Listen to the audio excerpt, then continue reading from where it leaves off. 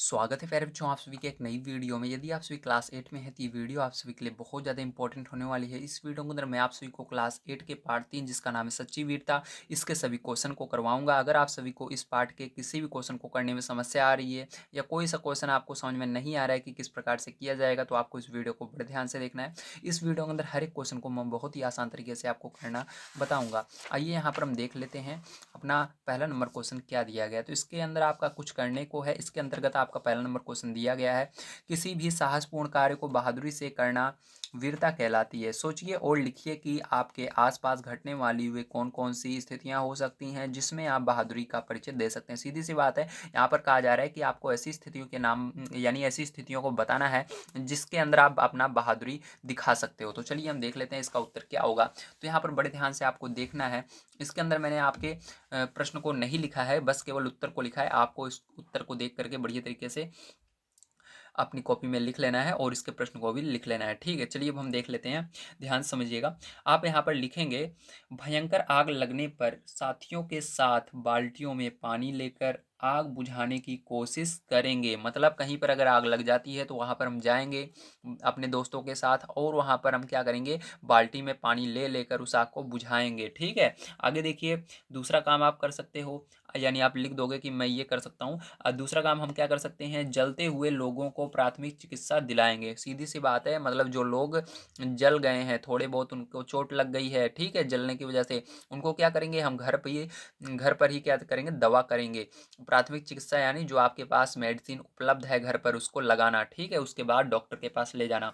अब आगे देखिए, बाढ़ की स्थिति में तैरकर लोगों की जीवन रक्षा करने की कोशिश करेंगे। अगर बाढ़ आ गई है जैसे, तो वहाँ पर क्या करेंगे, हम तैरकर जाएंगे, उन लोगों की जीवन रक्षा करेंगे। ठीक है, उन लोगों को क्या करेंगे, हम बचाएंगे। अब चलिए इसके बाद हम देख लेते हैं अपना अगला क्वेश्चन। ध्यान से आपको देखना है। ठीक, अगला क्वेश्चन आपका क्या दिया गया है। तो नेक्स्ट क्वेश्चन आपका दिया गया है विचार और कल्पना। तो इसके अंतर्गत पहला क्वेश्चन आइए देख लेते हैं। दिया गया है, वीर पुरुष की तुलना बरसने वाले बादल से और कायर पुरुष की तुलना गरजने वाले बादल से क्यों की गई है। ठीक है, तो इसका आपको उत्तर बताना है। अब आप ध्यान से इसको देखिएगा। तो यहाँ पर मैंने प्रश्न नहीं लिखा है, उत्तर लिख दिया है। तो आइए उत्तर को देख लेते हैं। तो यहाँ पर ध्यान समझना।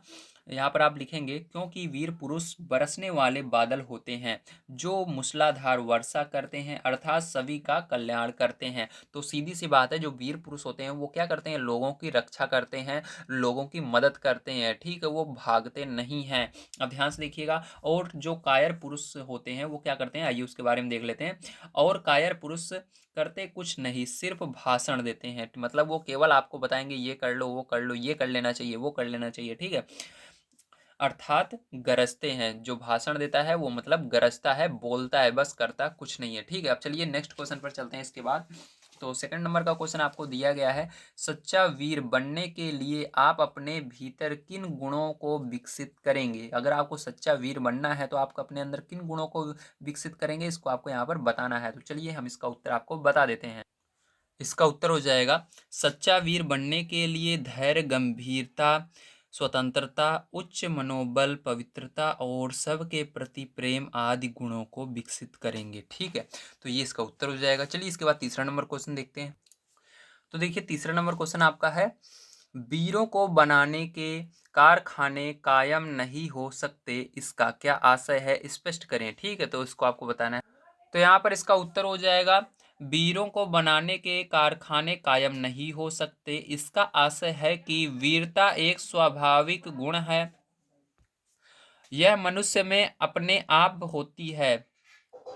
इस किसी को प्रशिक्षण देकर वीर नहीं बनाया जा सकता, अर्थात वीरता के गुण किसी में भरे नहीं जा सकते, वे उनमें मौजूद होते हैं। ठीक है, इसका मतलब ये हो जाएगा कि जो वीर होता है उसको बनाया नहीं जा सकता, वो उस जो गुण होते हैं वीरता के वो उसके अंदर पहले से ही होते हैं। ठीक है, उसके अंदर जब जब वो जन्म लेता है तब से ही उसके अंदर मौजूद होते हैं। धीरे धीरे वो उसकी एज के साथ ज़्यादा निखरते हैं और वो वीर बनते हैं, जो वीर पुरुष रहते हैं। अब देखो आगे इसके देख लेते हैं हम अगला क्वेश्चन अपना। तो इसके आगे पैर जो आपका क्वेश्चन है पार्ट से। अब चलो इस क्वेश्चन को देख लेते हैं। दिया गया है, किसने क्या कहा, कोष्टक में दिए गए नामों को चुनकर वाक्य के सामने लिखिए। तो इसके अंदर जो आपको दिया गया है चार नाम, इसको क्या करना है, इनके अंदर जिसने जो कहा था उसके सामने लिखना है। तो चलिए ध्यान से देखिए इसको कैसे करेंगे। तो देखिए का नंबर का आपका है अनलहक अहम ब्रह्मास्मि, इसको किसने कहा था? ठीक है, तो ध्यान रखना, इसको मंसूर ने कहा था। किसने कहा था? मंसूर ने कहा था। तो यहाँ पर आपको का वाले के जो खाली स्थान है उसमें क्या लिखना है? मंसूर लिखना है। तो का वाले का क्या हो जाएगा उत्तर? मंसूर हो जाएगा। अब देखो इसके बाद खा नंबर है आपका, मैं तुमको अभी जान से मार डालूंगा। किसने कहा था इसको? इसको कहा था बादशाह ने। किसने कहा था? बादशाह ने कहा था। तो यहाँ पर हम क्या लिख देंगे? बादशाह लिख देंगे। ठीक है, तो बादशाह ये हो जाएगा इसका उत्तर खा वाले का। अब चलो गा वाले को देख लेते हैं। तो गा वाले में देखिए आपका दिया गया है अटक के पार जाओ। तो इसको किसने कहा था? महाराजा रणजीत सिंह ने कहा था। किसने कहा था? महाराजा रणजीत सिंह ने कहा था। ठीक है, तो यहाँ पर लिख देना महाराजा रणजीत सिंह। अब देखो इसके बाद ध्यान से समझना, अगला आपका घ नंबर का देख लेते हैं। तो इसके अंदर दिया गया है आपको अल्पस है ही नहीं। इसको किसने कहा था? इसको नेपोलियन ने कहा था। किसने कहा था? नेपोलियन ने। तो यहाँ पर क्या लिखेंगे? नेपोलियन लिखेंगे। तो यहाँ पर नेपोलियन, तो ये हो गया आपका। ठीक है, समाप्त। अब चलो इसके बाद देखते हैं अगला, इसका दूसरा नंबर क्वेश्चन क्या दिया गया है। तो दूसरा नंबर क्वेश्चन दिया गया है लेखक के अनुसार दुनिया किस पर खड़ी है? पहला नंबर धन और दौलत पर, दूसरा ज्ञान और पांडित्य पर, साहस हिंसा और अत्याचार पर। ठीक है, और उसके बाद धर्म और अटल आध्यात्मिक नियमों पर। तो इसका उत्तर क्या हो जाएगा? यही हो जाएगा घ नंबर का, धर्म और अटल आध्यात्मिक नियमों पर खड़ी है। ठीक है, तो इसके अंदर क्या करना है? इसको आपको लिख लेना है सेकंड वाले में। तो देखिए दूसरे का घा वाला आपका सही हो जाएगा। तो इसके अंदर आपको लिख लेना है धर्म और अटल आध्यात्मिक नियमों पर। अब चलिए इसके बाद तीसरा नंबर क्वेश्चन हम देखते हैं। तो तीसरा नंबर क्वेश्चन आपको दिया गया है लेखक के अनुसार दुनिया किस पर खड़ी है। ठीक है, ये तो हो गया हमारा। चलो तीसरा नंबर ये रहा, अपने अंदर की वीरता को जगाने के लिए हमें क्या करना चाहिए? उपर्युक्त कथन पर सही का चिन्ह लगाइए। मतलब जो सही है उस पर हमको सही का चिन्ह लगाना है। तो चलिए ध्यान से देखिएगा, का नंबर आपको दिया गया है हथियारों को एकत्र करना चाहिए, वाद विवाद करना चाहिए, सच्चाई की चट्टान पर दृढ़ता से खड़ा होना चाहिए, झूठी बातें करनी चाहिए। तो आपका ग नंबर का सही हो जाएगा। तो यहाँ पर तीसरे में क्या लिखेंगे? तीसरे में आपको ग नंबर का ऑप्शन लिख लेना है। ठीक है, चलो यहाँ पर हम ग वाला लिख देते हैं। तो इस तरह से आप लिख लेंगे। इसके बाद चलिए 4 नंबर क्वेश्चन पर चलते हैं। तो 4 नंबर क्वेश्चन आपको दिया गया है सच्चे वीर पुरुष में कौन कौन से गुण होते हैं। ठीक है, तो इसको आपको बताना है। चलिए इसको ध्यान से देखिएगा, अब इसका उत्तर आपको किस तरह से देना है। तो इसके उत्तर में आप लिख लेंगे सच्चे वीर पुरुष में धैर्य, गंभीरता, स्वाभिमान, साहस आदि गुण होते हैं। ठीक है, अब चलिए 5 नंबर क्वेश्चन पर चलते हैं। तो 5 नंबर क्वेश्चन आपको दिया गया है बादशाह द्वारा जान से मारने की धमकी देने पर गुलाम ने क्या कहा। ठीक है, तो इसको लिखना, तो इसका उत्तर लिखना है आपको। ध्यान से आप देखिएगा इसका उत्तर क्या लिखेंगे। तो देखिए इसके अंदर आप लिखेंगे गुलाम ने फांसी पर चढ़ जाने और बादशाह का तिरस्कार करने की बात कही। ठीक है, अब चलिए 6 नंबर क्वेश्चन को देख लेते हैं। तो 6 नंबर क्वेश्चन दिया गया है शरीर पर जरा जोर से हाथ लगाने पर लोग मारे डर के अधमरे क्यों हो जाते हैं। ठीक है, इसके उत्तर में आप लिखेंगे लोग शरीर को जीवन का केंद्र समझते हैं, इस कारण शरीर रक्षा की खातिर लोग डर के मारे अधमरे हो जाते हैं। मतलब सीधी सी बात है, लोग क्या सोचते हैं कि ये जो हमारा शरीर है यही क्या है? हमारा जीवन है। अगर शरीर नहीं है तो जीवन नहीं है, इसलिए वो डर के मारे अधमरे हो जाते हैं। ठीक है, जरा सा हाथ लगता है तो वो डर के मारे अधमरे हो जाते हैं, सोचते हैं कहीं पर हमारा शरीर कष्ट में न जाए या हमारा शरीर न नष्ट हो जाए। ठीक है, ये सोच करके। अब चलिए नेक्स्ट क्वेश्चन देखते हैं। इसके बाद अगला क्वेश्चन हमारा है 7 नंबर का। दिया गया है आपको लेखक ने वीरों को देवदार के वृक्षों के समान क्यों कहा है। ठीक है, अब इसका उत्तर क्या होगा ये ध्यान से आपको समझना है। तो इसका उत्तर यहाँ पर हम देख लेंगे। ठीक है, तो देखिए इसका उत्तर हो जाएगा वीर पुरुष देवदार की तरह स्वयं पैदा होते हैं और अपने सहारे मजबूत बनकर दूसरों के काम आते हैं, अर्थात वीर पुरुष भी देवदार की तरह बहुत उपयोगी होते हैं। ठीक, इसका आंसर ये हो जाएगा। अब यहाँ पर क्या हुआ आपका, ये 7 नंबर तक क्वेश्चन समाप्त हुए हैं। अब चलिए आगे चलते हैं। आपका आता है भाषा की बात। अब इसको देखते हैं। ठीक, इसको बड़े ध्यान से आपको देखना है, भाषा की बात। ठीक है, तो इसके अंदर दिया गया पहला नंबर क्वेश्चन, निम्नलिखित मुहावरों का अर्थ लिखते हुए इनका वाक्य में प्रयोग कीजिए। तो आपको क्या करना है, यहाँ पर जितने भी मुहावरे दिए गए हैं इनका आपको वाक्य में प्रयोग करना है और इसका अर्थ भी बताना है। चलिए हम देखते हैं। यहाँ तो यहाँ पर देखिए आपका भाषा की बात में जो मुहावरे हैं इनको आपको करने थे, तो ध्यान से देखिएगा। तो पहला मुहावरा आपका दिया गया है डर से अधमरा होना, ठीक है। तो इसका अर्थ होगा अधिक डर जाना। क्या अर्थ होगा? अधिक डर जाना होगा, ठीक है। अब इसका आपको वाक्य में प्रयोग भी करना है, तो देखिए यहाँ पर वाक्य प्रयोग किया गया है, आप ध्यान से देखिएगा। सांप को सामने देखकर सीमा डर के मारे अधमरी हो गई, ठीक है। तो ये क्या होगा? इसका वाक्य प्रयोग होगा। अगला आपका है छाती ठोककर आगे बढ़ना, ठीक है। इसका अर्थ हो जाएगा हिम्मत दिखाना। इसका वाक्य प्रयोग होगा आतंकवादी को भागता देखकर सुरक्षाकर्मी छाती ठोककर आगे बढ़ा, ठीक है।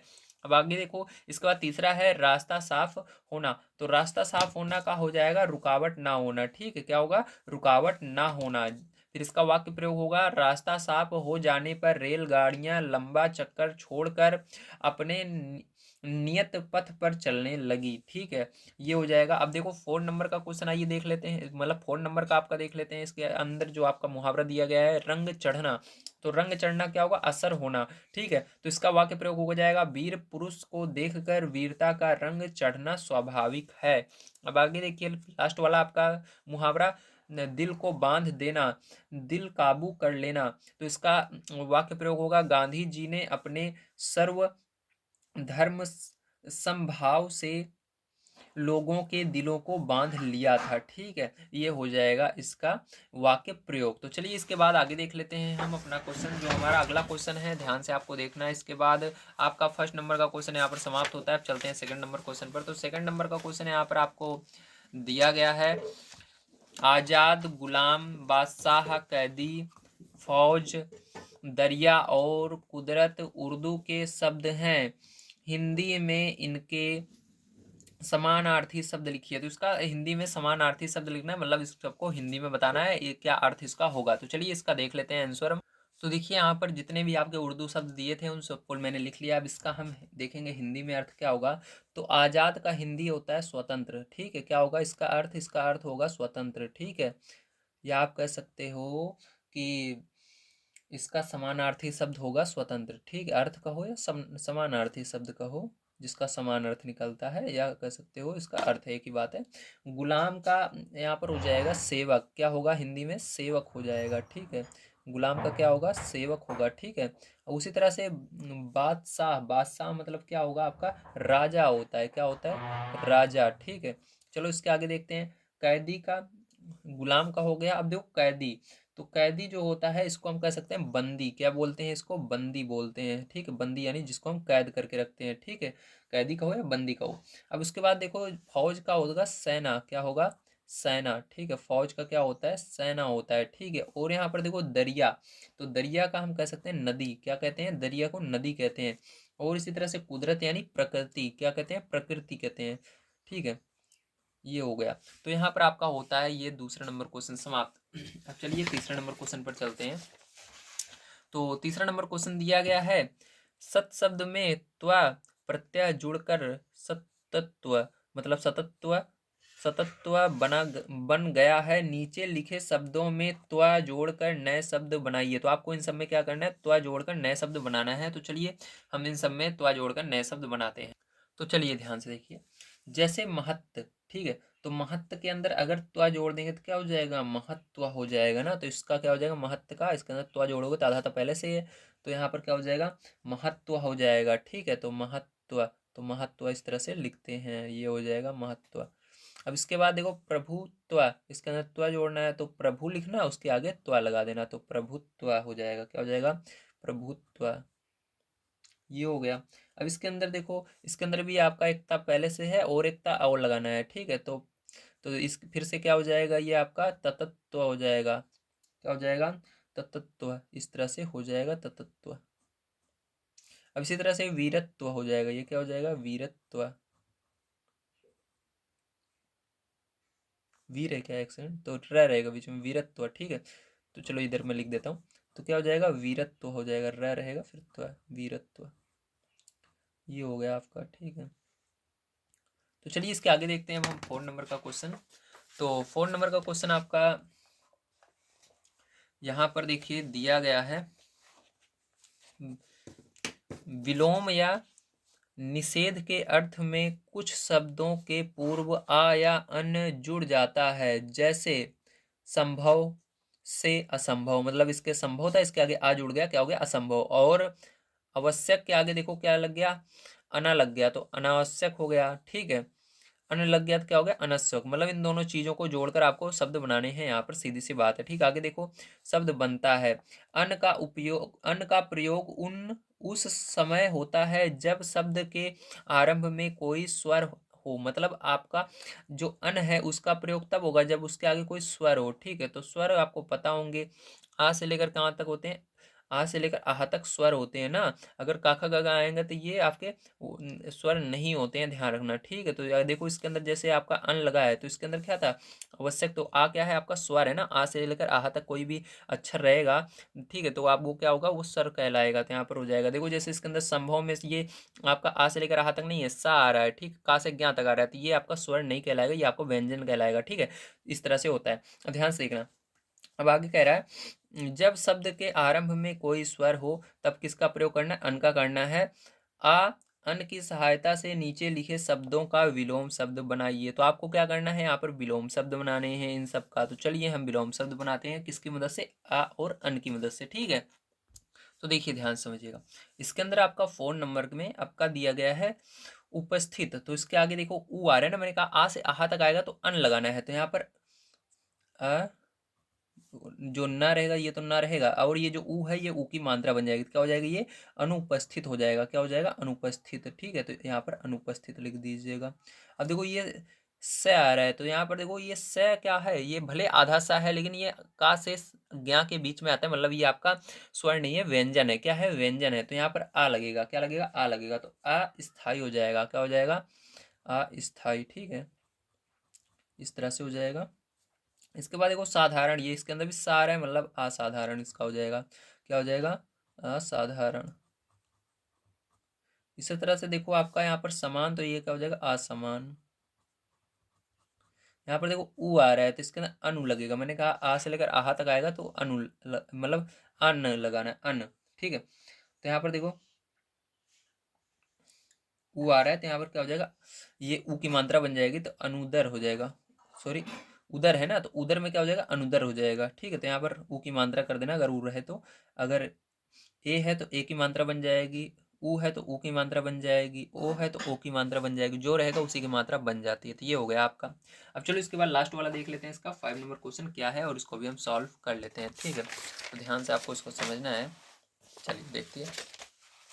तो यहाँ पर 5 नंबर क्वेश्चन दिया गया है, अल्पस शब्द आ धन ला आधा ल धन आधा प धन आधा स धन आ से बना है। मतलब ये देखो अल्पस जो है, अल्पस इतने शब्दों से मिलकर बना है। आगे कह रहा है इसमें ल प स क्रम में 3 व्यंजन आए हैं, इन्हें व्यंजन गुच्छ कहा जाता है। मतलब जब 3 व्यंजन एक साथ आते हैं, जैसे गुच्छ मतलब क्या था, गुच्छा, जैसे अंगूर में देखो गुच्छा होता है ना, बहुत सारे अंगूर एक साथ रहते हैं, तो इसी तरह से इसको बहुत सारे व्यंजन आए हुए हैं तो इसको व्यंजन गुच्छ कहेंगे, ठीक है। पाठ से इस प्रकार के व्यंजन गुच्छ वाले शब्द चुनकर लिखिए। तो आपको इसी तरह से शब्द को चुनना है जिसके अंदर बहुत सारे व्यंजन एक साथ आए हो, ठीक है। तो चलो हम देखते हैं यहाँ पर ध्यान से। तो प्यारे बच्चों इसका उत्तर हो जाएगा ब्रह्मास्मि, अभिव्यक्ति और आध्यात्मिक, ये सब क्या है, यहाँ पर हमारे व्यंजन गुच्छ हैं, ठीक है। तो उम्मीद है आप सभी को समझ में आया होगा। मिलते हैं अगली वीडियो में। वीडियो देखने के लिए धन्यवाद, आप सभी का दिन शुभ हो, थैंक यू वेरी मच।